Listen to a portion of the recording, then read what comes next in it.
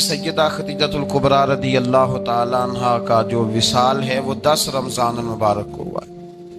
سب سے پہلی موسنہ ہے اسلام کی، اور یہ وہ خوبصورت اور عظیم ہستی ہے کہ کائنات ساری کو مصطفیٰ کے پاس جا کے سکون ہوتا ہے، اور میرے مصطفیٰ فرماتے مجھے ختیجہ کے پاس جا کے سکون ہوتا ہے، ختیجہ کے پاس جا کے سکون ہوتا ہے۔ آپ فرماتے ہیں سیدی ماں، پہلی ماں، کہف امن و امان، حق گزارے رفاقت پہ لاکھوں سلام۔ آپ فرماتے ہیں جس طرح اصحاب کہف کو اس غار کے اندر جا کے سکون ملا تھا، اس طرح ہماری پہلی ماں کے پاس جا کے ہمارے نبی کو سکون ملا کرتا تھا۔ کہف امن و امان، یہ غار ہے امن و امان کی، جس طرح اصحاب کہف کی غار تھی۔ میرے بھائی، حضرت سیدہ خدیجہ الکبریٰ رضی اللہ تعالیٰ عنہ کی یاد منانا، ان کا ذکر کرنا، اس لیے تو ضروری تھا ہی کہ وہ ہم سب کی ماں ہیں، اس لیے بھی ضروری ہے کہ وہ امت مسلمہ کی محسنہ ہے، اور اس لیے بھی ضروری ہے، یہ جملہ یاد رکھیے گا، اس لیے بھی ضروری ہے کہ جب حضرت ختیجہ کا تذکرہ ہوتا ہے تو میرے رسول پاک راضی ہوتے ہیں، حضور خوش ہوتے ہیں جب حضرت ختیجہ کی بات ہوتی ہے۔ جب حضرت خدیجہ الکبریٰ رضی اللہ تعالیٰ عنہ سے کوئی محبت کرتا، کوئی احترام کرتا تو حضور راضی ہوتے۔ پہلی محسنہ، قرآن مجید سورہ احزاب کی آیت نمبر 6 میں اللہ کریم نے فرمایا النبی اولیٰ بالمؤمنین من انفسہم، یہ نبی مومنوں کی ان کی جانوں سے بھی زیادہ مالک ہے۔ وازواجہ امہاتہم، اور فرمایا نبی پاک کی ازواج مومنوں کی مائیں ہیں۔ حضرت خدیجہ الکبریٰ رضی اللہ تعالیٰ عنہ پہلی ماں ہے مومنوں کی۔ حضرت خدیجہ الکبریٰ رضی اللہ تعالیٰ عنہ اس دور کے اندر جس دور میں ابھی اسلام نہیں آیا تھا، ابھی پردے کے احکام نہیں آئے تھے، ابھی عورتوں کے بارے میں وہ سارے احکامات نازل نہ ہوئے تھے جس کی پابند ایک مسلمان خاتون ہوتی ہے، اس زمانے میں بھی حضرت خدیجہ الکبریٰ پردے کی پابند تھی۔ اس دور کے اندر بھی حضرت خدیجہ الکبریٰ سچ بولا کرتی، اس دور کے اندر بھی جناب خدیجہ الکبریٰ کے مزاج میں نفاست تھی، بہت بڑے تاجر کی بیٹی تھی، بہت بڑے، اور باپ کے انتقال کے بعد حضرت خدیجہ نے خود تجارت سنبھالی، خود۔ یہ کیسی تاجرہ ہے جو کبھی گھر سے باہر نہیں نکلی، یہ کیسی تاجرہ ہے جنہوں نے کبھی جا کے کسی آدمی کے ساتھ گفتگو نہیں کی، یہ کس قسم کی تجارت پیشہ خاتون ہے جو کبھی مارکیٹ اور بازار نہیں گئیں، لیکن مکے میں جن کا مال سب سے زیادہ بکتا تھا وہ حضرت خدیجہ الکبریٰ ہے۔ وہ کسی شخص کا تعین کرتی، کہتی سرمایہ میں لگاؤں گی، محنت تو کرے گا، اور وہ ڈیل بھی جب ہوتی نا، اس شخص کے ساتھ گفتگو ہوتی تو وہ بھی ڈائریکٹ حضرت خدیجہ نہ کرتی، بلکہ آپ کی خادمہ تھی حضرت نفیسہ، بعد میں وہ مسلمان ہوئی، ان کی ذمہ داری ہوتی، وہ خاتون جا کر اس آدمی سے گفت و شنید کرتی۔ حضرت خدیجہ کا مال لے کے لوگ جاتے مکے میں، جب سب لوگوں کا نقصان ہوا نا، جس سال، جناب نفیسہ کہتی ہیں جس سال سارے مکے والوں کا مال ڈوب گیا، حضرت خدیجہ کو اس سال بھی اللہ تعالیٰ نے 11 گنا نفع عطا فرمایا، اس سال بھی بڑا نفع دیا، حالانکہ تجارت کے ساتھ نہیں، ابتدا اسلام میں۔ اور پھر عجیب بات یہ ہے کہ 2 دفعہ شادی ہوئی، 2 دفعہ بیوہ ہوئی، 2 دفعہ شادی ہوئی، 2 بیٹے تھے حضرت خدیجہ کے۔ نبی پاک صلی اللہ علیہ وسلم سے قبل آپ کے 2 بیٹے تھے، ہند اور حالہ، دونوں مسلمان ہوئے، دونوں حضور کے صحابی ہوئے، 2 شہزادے تھے حضرت خدیجہ کے، 2 دفعہ پہلے شادی ہوئی، دونوں خامد انتقال کر گئے، عرب کے بڑے بڑے، اور حضرت خدیجہ بنو قریش میں سے ہیں، 3-4 نسلیں اوپر جا کر ان کا خاندان نبی پاک صلی اللہ علیہ وسلم کے ساتھ مل جاتا ہے۔ حضرت خدیجہ کا 2 دفعہ نکاح ہوا، آپ بیوہ ہو گئیں، دونوں دفعہ خامد وصال کر گئے۔ بڑے بڑے مکے کے سرداروں نے پیغام نکاح دیا، حضرت خدیجہ خاموش رہی، نکاح نہیں کیا۔ لوگوں نے بڑی وجوہات بیان کی، الگ الگ باتیں لکھی۔ شیخ محقق شاہ عبدالحق محدث دہلوی فرماتے نہیں، اصل بات اور تھی۔ عرب کے اندر سال کے بعد عورتوں کا ایک میلہ لگتا تھا خانہ کعبہ کے پاس، صرف عورتیں اکٹھی ہوتی تھی، میلہ لگا ہوا تھا۔ ایک تورات جاننے والا یہودی عالم بھی آیا ہوا تھا، وہ بیبیوں کے مجمع پہ نظر ڈال کے کہنے لگا، بیبیوں، مرد کا کام تو کوئی نہیں عورتوں کے مجمع میں بات کرنا، لیکن میں تمہیں ایک پیغام دینے لگا ہوں، اللہ کے آخری رسول جو مکے میں پیدا ہونے والے ہیں، ان کے آنے کا وقت قریب آ گیا ہے۔ وہ بی بی بڑی خوش نصیب ہوگی جنہیں ان کی رفاقت ملے گی۔ عورتوں نے جب دیکھا کہ مرد آ گیا عورتوں کے میلے میں تو انہوں نے ڈانٹا جھڑکا، کہا چل اٹھا اپنی کتابیں اور نکل جا۔ حضرت خدیجہ کہتی ہیں باقیوں نے ڈانٹا پر میں نے بات پلے سے باندھ لی، میں نے پلے سے باندھ لی اور میں انتظار کرنے لگی کہ اللہ کرے وہ نصیب میرے ہی ہو، اللہ کرے مقدر میرا ہی کھلے۔ آپ فرماتی میں تسبیح پڑھتی، درود پڑھتی، میں اس زمانے میں جو اللہ کا ذکر جس طرح ہوتا تھا وہ میں شروع کرتی، اور جب فارغ ہوتی تو میں التجا کرتی کہ اللہ میرے نصیبے کھول دے۔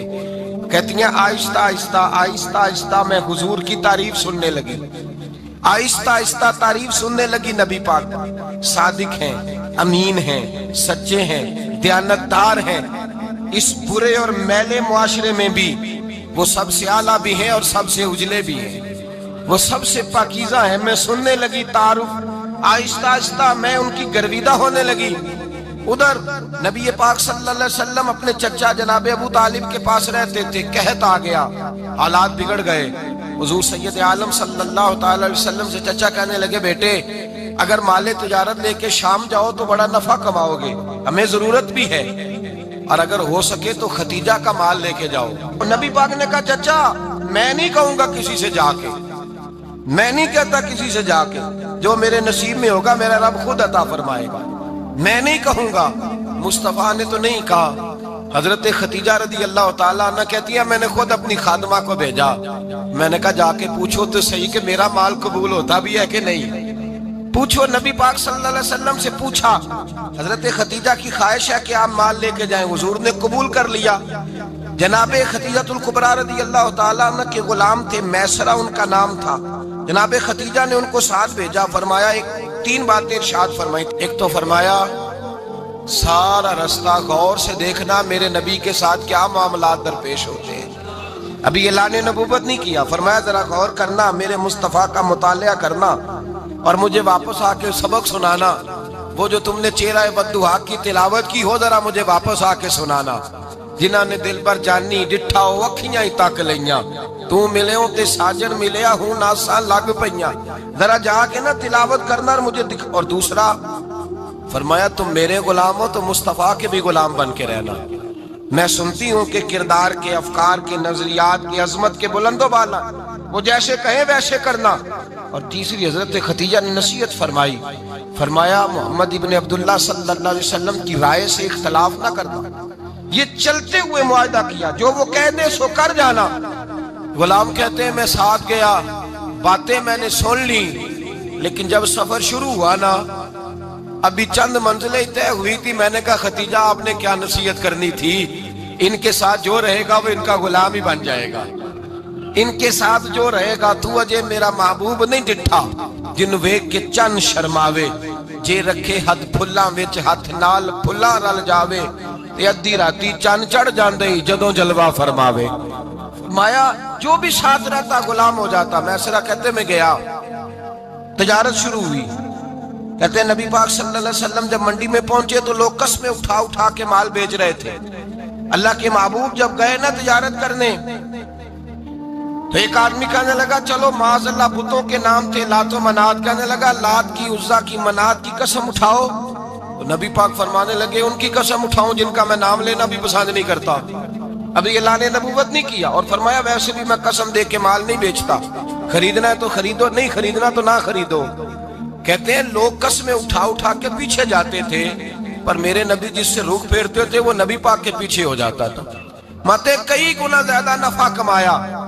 ہم رستے میں تھے، حضور ایک درخت کے نیچے آرام کرنے لگے، ایک عیسائی راہب غار میں بیٹھا تھا، نکل کے آ گیا، مجھ سے کہنے لگا مجھے وہ جانتا تھا، میں سنا یہ کس کو ساتھ لائے، یہ کون ہے؟ میں نے کہا اہل قریش کے ایک معزز آدمی ہے۔ کہنے لگے یار جس درخت کے نیچے یہ لیٹے ہوئے ہیں یہاں عام آدمی نہیں لیٹ سکتا، یہاں وہی لیٹے گا جو اللہ کا سچا رسول ہوگا، یہاں دوسرا کو لیٹ ہی نہیں سکا، یہ رسول ہے، ان کا خیال رکھنا، خیال رکھنا۔ کاش میں اس وقت تک زندہ رہوں جب یہ نبوت کا اعلان کریں۔ میسرہ کہتے ہیں میں غلام ہو گیا، نبی پاک صلی اللہ علیہ وسلم کی ادائیں مجھے بھانے لگیں۔ جب واپسی پہ نکلے تو گرمی بڑی شدید تھی، فرماتے ہیں جب دھوپ تیز ہوتی تو بادل کا سایہ آ کے حضور پہ سایہ کر دیتا، بادل کا ٹکڑا نبی پاک پہ۔ اللہ جانے کہاں بیٹھ کے لوگوں نے کتابیں پڑھی ہیں جو کہتے ہیں 40 سال کے بعد نبی بنے تھے، پتہ نہیں کہاں بیٹھ کے کتابیں پڑھی ہیں۔ ہم نے تو جو سیرت پڑھی ہے وہ بتاتی ہے کہ تیری حیات پاک کا ہر لمحہ پیغمبر لگے، ہر لمحہ پیغمبر لگے۔ یہاں تو وہ لوگ جو کئی سال پہلے 20 اور 25 سال پہلے حضور سید عالم صلی اللہ علیہ وسلم کی رفاقت میں رہے، وہ اعلان کر رہے، لوگ پتہ نہیں کہاں بیٹھ کے کتابیں پڑھتے ہیں، کہاں بیٹھ کے۔ میرے نبی پاک سے صحابہ نے پوچھا حضور آپ کب نبی تھے؟ فرمایا ابھی آدم کی مٹی گوندی جا رہی تھی، ابھی آدم کی مٹی گوندی جا رہی تھی، میں تب بھی اللہ کا رسول تھا۔ میرے بھائی نبی رحمت سید عالم صلی اللہ علیہ وسلم کے غلام حضرت خدیجہ کے غلام کہتے ہیں واپس آیا، اور پہلے بھی کئی دفعہ حضرت خدیجہ کا مال گیا تھا، بڑے نفع آئے تھے، پر جو نفع اس سال آیا وہ پہلے کبھی نہیں آیا تھا۔ کہتے ہیں مجھ سے حضرت خدیجہ کی سہیلی بھی بیٹھی تھی، میں بھی آ گیا، اور جناب خدیجہ کی سہیلی کہنے لگی چل مال کے بارے میں کچھ بتا، کتنا بکا؟ میں نے کہا مال چھوڑو، مصطفیٰ کی سنو۔ اور پھر کہتی چلو ٹھیک ہے، بادل سایہ کرتا تھا، چلو ٹھیک ہے، تم سے راہب نے پوچھا تھا یہ صحیح ہے، انہوں نے تیری سارے رستے بڑی خدمت کی، تیرا بڑا خیال رکھا، پر یہ بھی بتا تجارت کیسے ہوئی؟ تو میں سرا کہنے لگا زندگی میں نے بھی ساری گزار دی ہے، پر اس رسول کے ساتھ 4 دن ہی گزارے ہیں، حد ہو گئی مجھ سے، اور کچھ نہ پوچھو، اور کچھ نہ پوچھو، آ میرے دل آمنہ کے لال کی باتیں کرے، اور کچھ نہ پوچھو، بس ذکر ان کا چھیڑیے ہر بات پر، اور چھیڑنا شیطان کا عادت کیجئے، بس مجھے حضور کے تذکرے بیان کرنے ہیں، ذکر مصطفیٰ کرنا ہے۔ حضرت خدیجہ الکبریٰ بڑی متاثر ہوئی، کہتی ہیں مجھے درجنوں لوگوں نے پیغام نکاح دیا تھا، پر میں نے سنی نہیں تھی، میں نے نفیسہ کے ہاتھ پیغام بھیجا، میں نے کہا میری عمر 40 سال ہے، ان کی 25 سال ہے، اور میرا اعمال اور طرح کا ہے، وہ شہنشاہ ہے، جا کے پوچھو تو صحیح، بھلا میں قبول ہوتی ہوں؟ پوچھو۔ نفیسہ کہتی ہیں میں آئی تو وہ خاتون جن کے لیے لوگ بڑے بڑے قریش پیغام دیتے تھے، پیغام لے کے آئی، تو رسول پاک نے عجیب رنگ بیان کیا اپنی سیرت کا۔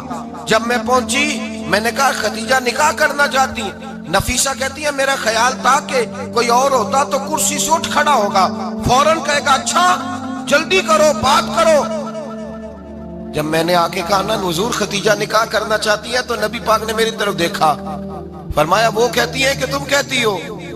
کہا وہ کہتی ہیں، تو حضور نے فرمایا ٹھہر جاؤ، میں اپنے چچا سے پوچھ کے بتاؤں گا، میں مشورہ کروں گا، میں پوچھ کے بتاؤں گا۔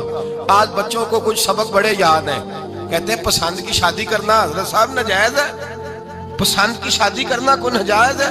اور میں نے کہا بھائی صرف ایک ہی جائز چیز رہ گئی، اور کوئی شے جائز نہیں، یہ ایک ہی جائز چیز ہے جس کا فتویٰ سارے نوجوان پوچھتے پھرتے ہیں، سارے رانجے بنے پھرتے ہیں، مجنوں بنے پھرتے ہیں، سارے مئی وال ہو گئے۔ اللہ پاک وہ ہدایت کی توفیق عطا فرمائے، سارے اس بری لت کا شکار ہو گئے۔ او بھائی نبی پاک سوائے خدا کے کسی کے پابند نہیں، لیکن میرے مصطفیٰ نے اپنی امت کو یہ درس دیا ہے کہ جو بڑوں کے شفقت کے سائے میں چلتا ہے اللہ اس کی مدد فرمایا کرتا ہے۔ تجھے کیا پتا تیرا اچھا بھلا کس بات میں؟ کہا نکاح کرنا چاہتی ہوں، فرمایا چچا سے پوچھ کے بتاؤں گا۔ خدیجہ رضی اللہ تعالیٰ عنہ کہتی ہیں انہوں نے پوچھا، جناب ابو طالب کہنے لگے یہ تو خوش قسمتی ہے کہ ہمیں ایسی بہو مل جائے جس کے کردار میں، افکار میں، نظریات میں اتنی نفاست۔ مصطفیٰ کریم کے ساتھ نکاح ہوا، قربان جائیں۔ حضرت خدیجہ الکبریٰ کی شادی ہوئی تو بھائی بڑا مشکل ہوتا ہے، بڑا مشکل ہوتا ہے اپنے آپ کو ڈھالنا، لیکن جناب خدیجہ کی زندگی اٹھا کے دیکھو، میں یہ نہیں کہہ سکتا وہ کروڑ پتی تھی، ارب خرب کی میں بات ہی نہیں کر سکتا، اور 20 نوکرانیاں تھیں ان کے پاس، درجنوں ان کے پاس غلام تھے، لیکن جب رسول اللہ کے دروازہ نور پہ آئی ہیں، انہوں نے میرے نبی کے گھر میں جھاڑو بھی دیا ہے، انہوں نے حضور کے کپڑے بھی دھوئے ہیں، انہوں نے رسول اللہ کے لیے اپنے ہاتھوں سے کھانا بنایا، انہوں نے دیکھا کہ نبی پاک صلی اللہ علیہ وسلم کو دولتوں سے، تجارتوں سے، سرمایے سے پیار نہیں، جتنی دولت تھی شام کو لا کے قدموں میں رکھ دی، کہا محبوبہ جب میں تیری ہوں تو میری ہر شے ہی آپ کی ہے۔ چند دنوں میں حضور نے ساری چیزیں دے دی اللہ کے رستے میں، ہر چیز نبی پاک نے دے دی۔ حضرت خدیجہ الکبریٰ کا حال یہ تھا کہ ایک جوڑا رہ گیا، کئی جگہ سے پیوند لگے ہوئے، میں گڈی ہاتھ ڈور سجن دے، وہ جنج رکھے اونج رہنا ہے، واجب نہیں جے وچ شریعت مندہ قسم نو کہنا، بس ٹھیک ہے۔ جس حال میں محبوب راضی ہیں، کہا ہر چیز قدموں میں رکھ دی اور حضور کے ہر رشتے کا خیال کیا، نبی پاک کی ہر خواہش کا۔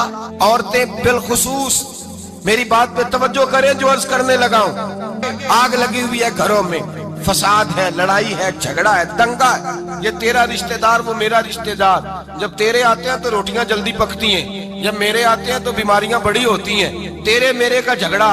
آؤ میرے مصطفیٰ کریم سید عالم کا بھی حال دیکھو، حضرت حلیمہ سعدیہ ملنے آئی، شادی کو کچھ دن گزرے تو حلیمہ سعدیہ ملنے آئی۔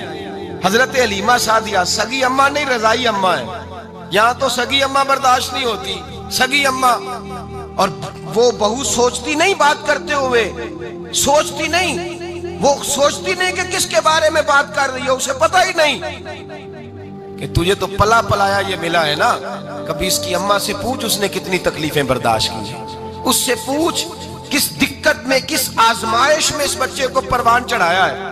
تو آج مالک بنی ہے تو تو رنگ ہی بدل گئی ہے، اور بچہ بھی بیوی کے ساتھ مل کر کے اماں کی غیبت کرتا ہے، سوچتا ہی نہیں کہ بات کس کی ہو رہی ہے، اسے خیال ہی نہیں آتا۔ حضرت حلیمہ سعدیہ رضائی ماں ہے، جب تشریف لائیں تو مصطفیٰ کریم نے فرمایا خدیجہ یہ میری اماں ہے۔ جناب حلیمہ سعدیہ کہتی ہیں میں گھر میں رہی، میری خدمت کی، مجھے کھانا پکا کے دیا، بستر بچھا کے دیا، کپڑے لے کے دیے، اور جب میں جانے لگی تو کہنے لگی آپ میرے مصطفیٰ کی اماں ہیں، پہلی دفعہ آئی ہیں، تھوڑا سا تحفہ نہ دے دوں؟